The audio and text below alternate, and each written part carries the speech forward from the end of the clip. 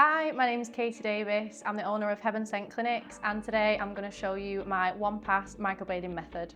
I opened Heaven Sent Clinics about a year ago. The idea was for us to bring all the best in the industry under one roof so we can have a one-stop shop for different beauty treatments. The services that I offer, I specialise in permanent makeup for the eyebrows. So mainly I do microblading. I feel like that's what I'm most known for. But I do also offer machine brows, so I do ombre, combo and powder brows. So we're going to get started on the tutorial. The first thing I always do is make sure to take plenty of video and picture. We're going to ask Rachel to close her eyes first of all. I prefer the before shot to have eyes closed and the after to have eyes open. Just feel like it looks a bit better on the feed. So I'm going to start off with the video first. Always make sure you're getting a flattering angle. Don't tilt it upwards like this. It's just not gonna frame the brows nicely. And then I'll do some photos of different angles as well. A good tip someone showed me as well. Always make sure you've got your grid on your phone, because my pictures were always a bit wonky and off balance. That's helped a lot knowing that she's in the middle. So now we've got our pictures, we're going to move on to mapping the eyebrows and getting the shape done. We're going to start off by mapping Rachel's brow shape out first, and I'm going to use some string to do this. She's already got an amazing shape, there's not really much that we want to change, maybe a little bit of asymmetry, so we'll work on fixing that. But overall the shape's really nice, we just want to enhance what she's got. So I'm going to do the middle section first. Now if you lift your head up a little bit, I like to be straight head on so I can get an accurate view. And we're going to do the width first of all. So I'm going to do the bottom portion of the brow. Now again, Rachel's brows start in a really nice place, so I'm going to follow the natural line of where her brow starts. You can see ever so slightly this brow starting a little bit lower. We'll need to fill in this side a little bit there, but that's fine. And then we'll do the top eyebrow. Again, we've got this side, which is a little bit fuller up top, which would be nice to match the other side too. Now I'm going to do the starts of the eyebrows. First of all, I like to find the midpoint of the face, so we're going to use the nose and the mouth. And we're literally just going to do a line like that. Now I do all my mapping by eye and with string only, so I'm not going to measure these. What I'm going to do is just measure it by eye and make sure everything looks balanced. Now the reason why I don't measure it is because no one's face is fully symmetrical. I find it looks the most natural if I do it all by eye. So we'll do the start of the eyebrow. We're going to follow outside of the nose, inside of the eye. I'm going to do a mark in there, and then we'll do the same on the other side. Just like that. Nice. Okay, I'm going to do the length of the tail now. So we use the nose again and the outside of the eye. And you can see that's pretty much where Rachel's natural brow is. Same on the other side. I just keep checking throughout, making sure everything looks balanced. And then we'll do the arches. Now for the arches, Rachel, I want you to look straight through me. Look at the center of my chest. And we're going to use the pupils of the eye. We want to pass that string from the nose straight through the pupil, imagining a line going across. And that's going to land about there.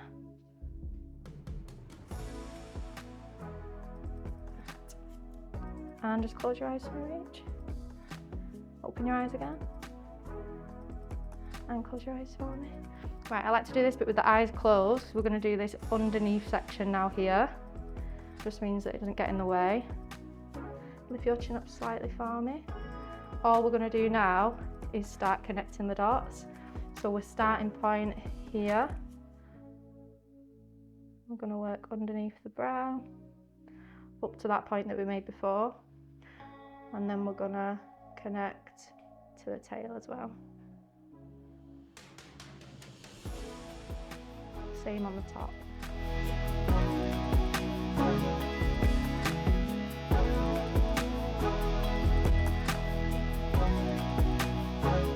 Okay, now I like to just check from all angles. So if you turn your head to that side for me, and I'm just looking to make sure that all the lines are clear. Doesn't matter if there's smudged bits because we're going to tidy those up anyway. And the other side for me. And back straight. Nice. So for the next part we're going to neaten all this up and just perfect the shape. So I'm going to get Rachel to lie down for that bit. My go-to products for microblading have to be pre-inked string. I feel like it makes such a big difference to how easy and quick my mapping process is. Got to have Monaco Varnish pigments from Lee, all-time favourite. They work for pretty much everyone. Okay, so we're just going to neaten up that pre-draw that we did. So I'm just going to use a wipe, and I'm also going to use a little tiny micro brush as well for those finer details. So I'll get you to turn your head to the side first for me. And we're just going to neaten up all these outsides, get rid of anything that's not actually in the shape.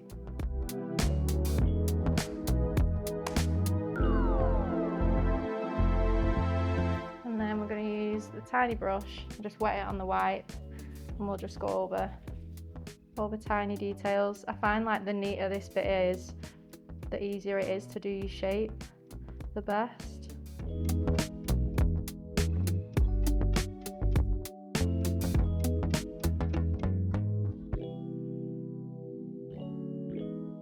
So just going to go over and redefine this little line here that's gone a little bit too light.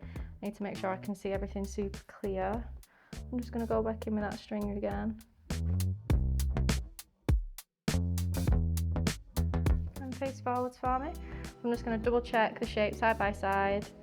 Make sure I'm happy with how it's sitting. Give the hairs a little brush. Check everything's sitting nicely. And then next we're going to tidy up the stray hair from underneath. So I've shown my client the shape, we've approved it, we're nice and happy, and now we've just got some stray hair to remove underneath. I do prefer to pluck these on the day, I just feel like it gives a neater finish. So if you turn a little bit here for me, perfect. And we'll just take away anything that's outside of the lines.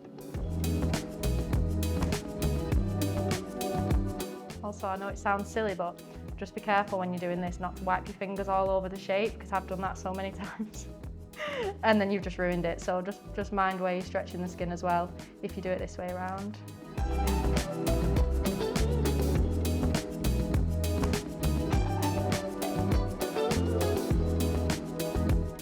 Okay, I'm going to do the other side if you just turn towards me.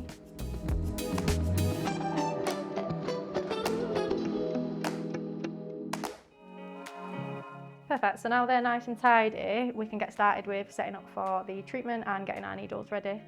Best thing about being a permanent makeup artist, it's got to be the happy tears from clients. Honestly, it just makes you feel like you've done the biggest thing for someone, even though it's a small change, it actually means a lot to some people, and I just think that's really nice. So we're going to start off with the strokes at the front of the right eyebrow first of all. I like to do the full right eyebrow and then move over to the left. So I want to just get a tiny bit of pigment on the blade. Because I'm only doing one pass really on each hair stroke, I don't want it to feel super messy, so if we can have that really neat line of pigment, it just helps you be able to see what you're doing a lot better. So we want to always make sure the skin is nice and tightly stretched. Now, depending on the client and the space we've got between the eye here, you'll have to try a few different methods of positions that work best for you. So we're going to do the first hair stroke. I like to pop a little dab of pigment on the skin first, just so we can see where we're about to go. And then we'll pull that through. Just like that. How did that feel, Rach? Actually didn't actually feel anything. Okay, cool. Just heard the scratch. Yeah. So that's a really important bit as well for the one pass.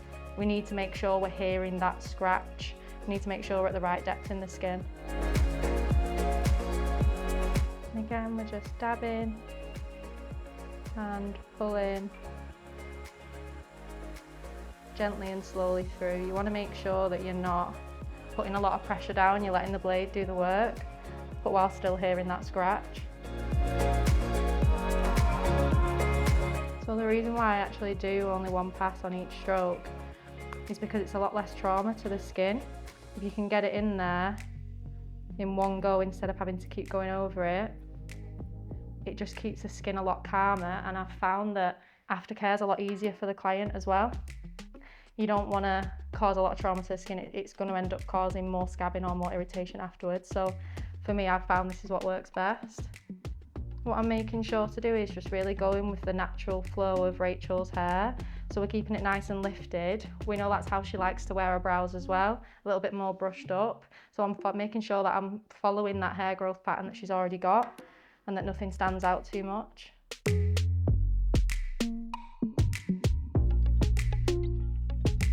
What we have to do when we're doing hair strokes is always make sure there's enough space in between each hair stroke as well. We have to remember, once it's healed in the skin, it's always going to expand a little bit, so always be over cautious to make sure that it doesn't heal blocky.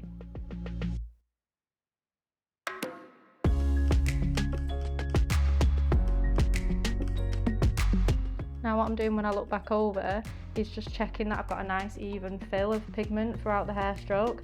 I can see there it kind of ran out a little bit at the end.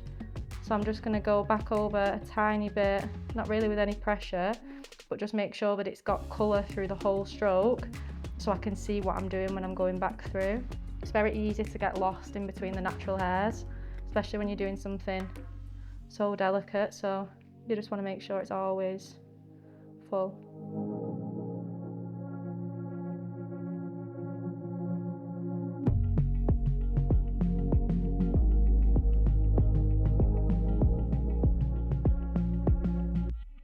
So a really important tip as well for getting the good healed results is really focus on your pressure throughout the whole stroke. I used to get some results that had come back a little bit kind of patchy in between the hair strokes, like they've got good fullness at the start and at the end, but not so much in the middle.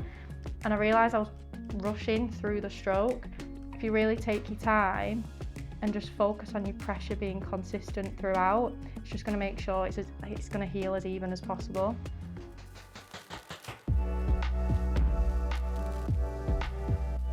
I'm just going to brush those hairs down a little bit just so I can get a little bit of a better view on what I'm doing on this top section.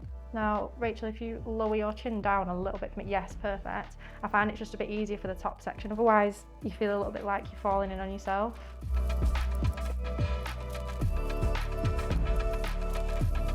And then I'm just going to put some little detail ones through the middle section, and then that'll be it for this pass.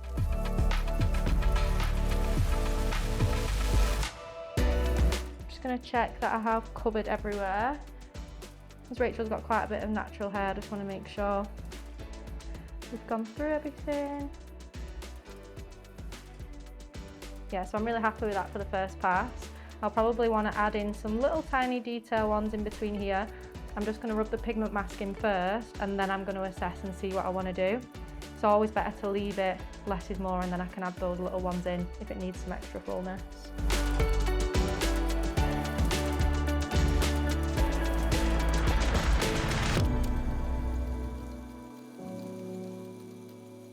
We're just going to check over this pass now and see what extra little details I want to add, or see if there's any hair strokes that I don't feel like I've got enough colour in there. If they don't, I'll just go over very gently and add in a little bit more colour, but not by making the stroke any deeper. Okay, so we're just going to add in some little tiny detail strokes on this front section. I think it needs a tiny bit more fullness, especially because that one's already a bit fuller on that front side. We'll put some tiny little baby strokes in between those first few. I like to taper some of these as well and kind of almost connect them through to the other strokes, makes them look more natural. Our hairs don't tend to just all sit individually on their own. If you look at natural hairs, they're kind of clumped and grouped together, but what we want to make sure we avoid doing is crossing hairs over. It's going to heal awfully, but you can almost give that illusion of a natural brow by just tapering the end off towards the same direction of the other hair, just so they kind of join together. And then I'm just going to extend this hair a tiny bit, just into that gap there. Might put a tiny little baby hair there, just where the upward strokes connect to the downwards, to make it a little bit more seamless. And then we'll pigment bath this again, and I'm going to leave that to sit while we do the same on the other side. Social media, honestly, I think is so important nowadays for permanent makeup artists. For me especially, I actually moved quite far away from where I'm from originally and started up a business where I am now in Wilmslow. I had no clients really, I had to start up from fresh, so if I didn't push the social media aspect, I wouldn't be where I was today. Some tips that I would give other permanent makeup artists for creating engaging content would be just have fun with it, stay relevant, stay up to date on the current trends that are happening in the industry, and just try not to take it too seriously. clients want to see you and they want to see the real you, so just have fun with it. Favourite reel that I've shared, it's got to be the if DMs were real life. How much? Hi, thanks for reaching out. Do you know what service it is you're after?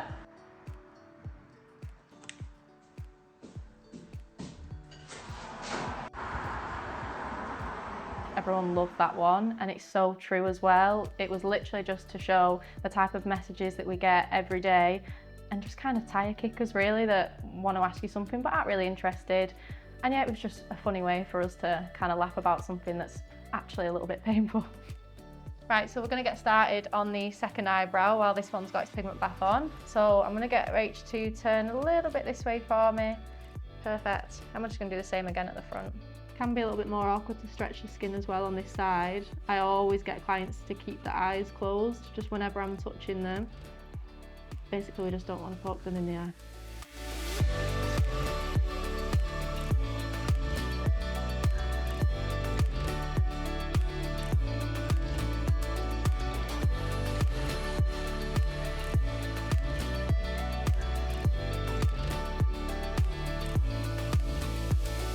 So I personally like to go in between my strokes as I go as well.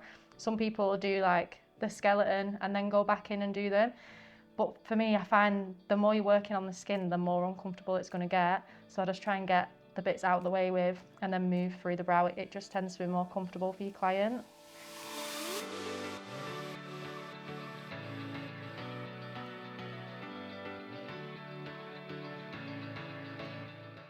But we use this noise, that scratch, to know that we're at the right depth. You don't want to be too deep. You won't hear it too shallow, you won't hear it, because it'll either be not a scratch or a gash, and then that's just a straight cut then.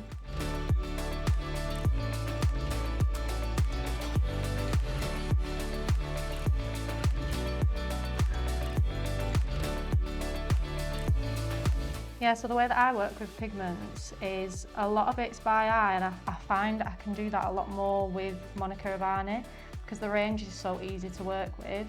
I will modify for some clients, but for me I'm always overly cautious on the first session because I can go darker next time. I can't make it lighter.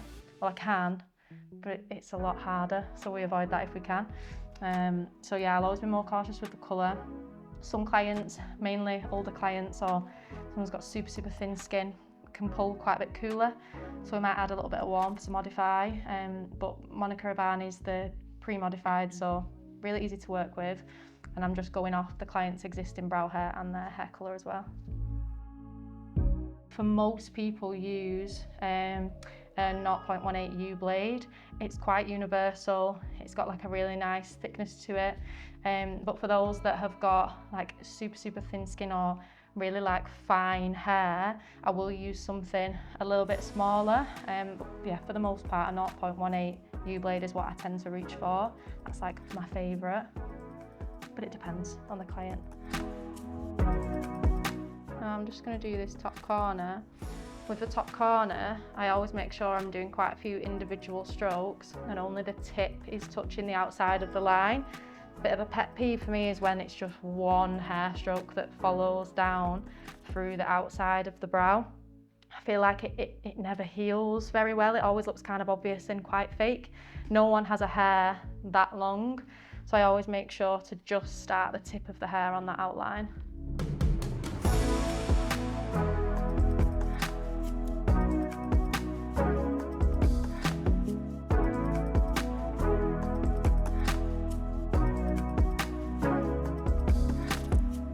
Okay, so I'm just gonna rub that colour in now, wipe it off and just check all the strokes that I've done and see what little details I need to add. So I can see there's a couple of little hairs that I'm gonna add some more colour into. They're just not quite full enough. So we'll do that as well as adding in some little tiny baby strokes through that front section as well. So I'm just gonna go in and add those little tiny details in between the existing hair strokes. I like to just move all the hairs out the way as well with the blade. I always make sure you can see your full path of where your hair's going to. Otherwise you might cross over another stroke or it might just look unnatural where you've placed it. You need to be able to see everywhere where you're going.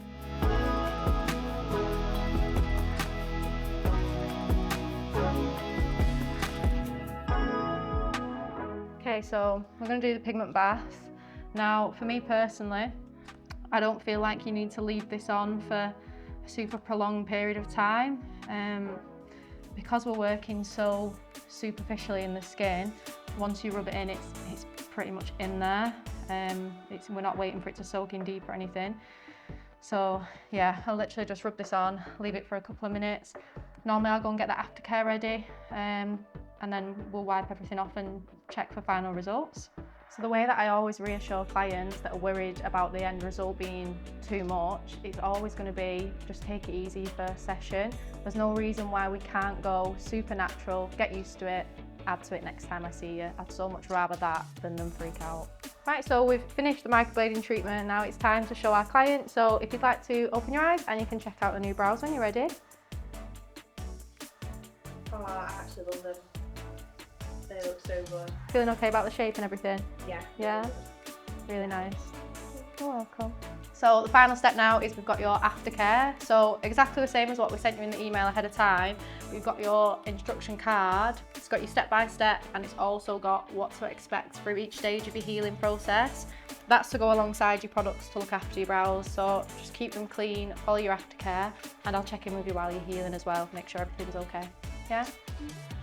Thank you so much for watching my one-pass microblading method. I hope you learned something new. If you have any questions, you can always reach out to me and keep an eye out because I've got courses coming out very soon. Thank you.